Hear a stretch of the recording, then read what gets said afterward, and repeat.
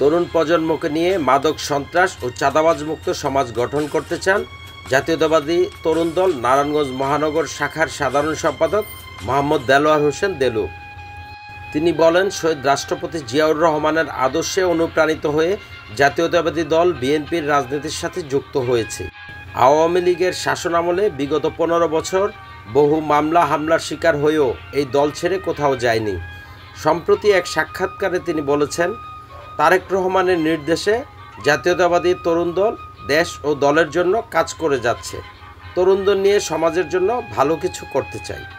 যুব সমাজকে মাদক ও অপরাধ মুক্ত রাখতে জাতীয়তাবাদী তরুণ দল নারায়ণগঞ্জ মহানগর শাখার সাধারণ সম্পাদক মোহাম্মদ দেলোয়ার হোসেন দেলু বলেছেন, আগামীতে আমাদের তরুণদের নিয়ে সুন্দর পরিকল্পনা আছে। আমাদের প্রত্যেকটা ওয়ার্ড পর্যায়ে সব মহানগরে যতগুলো ওয়ার্ড আছে, মানে 27টা ওয়ার্ড, সবগুলো যদি শৃঙ্খলাভাবে কমিটি করে দিয়ে সমাজের জন্য, জনগণের জন্য ভালো ভালো কাজ করার, আগে স্বৈরাচার আমলরা যে ধরনের কাজ করছে ওদিকে না যায়, খেলাধুলার প্রতি আগ্রহ করাইতেছি সবাইকে।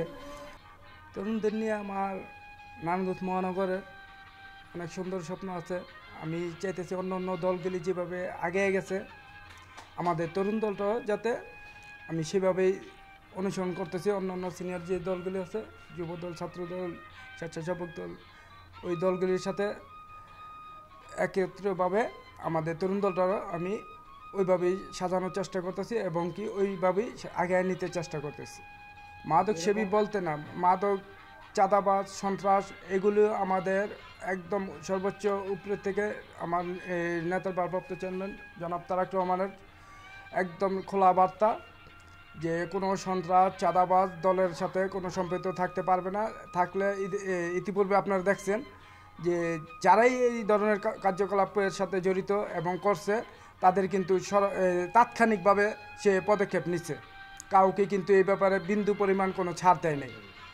তাই আমরা আশা করি আমাদের এই সংগঠনের এই ধরনের সন্ত্রাসী, মাদক কারবার এবং কি এই ছিনতাই চুরির ইদানিং একটু বেশি দেখা দিচ্ছে, কিন্তু আমাদের এই তরুণ দলের পক্ষ থেকে, তারপরে আমাদের এই 8 নং ওয়ার্ডের যুবদলের ভাই ব্রাদার যারা আছে সবাই মিলে এই ছিনতাইবাজ এবং এই যে মোবাইল চুরি এইগুলোর পক্ষে আমরা একটা কমিটি করছি। এই পর্যন্ত প্রায় 10 থেকে 12 জন আমরা ছিনতাইকারী হ্যান্ড ওভার করছি পুলিশের কাছে।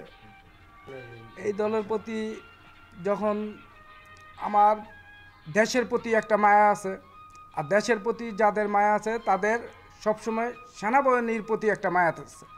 একমাত্র দেশপ্রেমিক সেনাবাহিনীর থেকে বেশি কোনো এই দেশপ্রেমিক নাই আমি মনে করি। যেটা একটা সেনাবাহিনী যেভাবে দেশের প্রতি যে টান আছে, সেনাবাহিনীকে আমি দেখছি সবসময় দেশের জন্য কাজ করে। ওই থেকে আমি সেনাবাহিনীর আর শহীদ জিয়ার একটা মানে অনুসরণ করছি।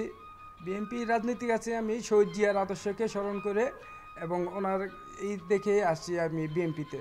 যেহেতু আমি সেক্রেটারি হয়েছি প্রায় 3 মাস হলো আর কি। 3 মাসের ভিতরে মোটামুটি আমি মহানগরটা মোটামুটি গুছানো হয়ে গেছে। আগামীতে আমাদের যে ঈদের পরেই আমি ওই যে বন্দর থানা, তারপরে যে নারায়ণগঞ্জ থানা, এগুলো কমিটি আমি দিব আর কি। আমাদের সভাপতি থেকে দেওয়া হবে। এগুলি আমাদের কেন্দ্র থেকে যখন নির্দেশনা দিবে, কেন্দ্রের নির্দেশনা অনুযায়ী আমি কাজ করব।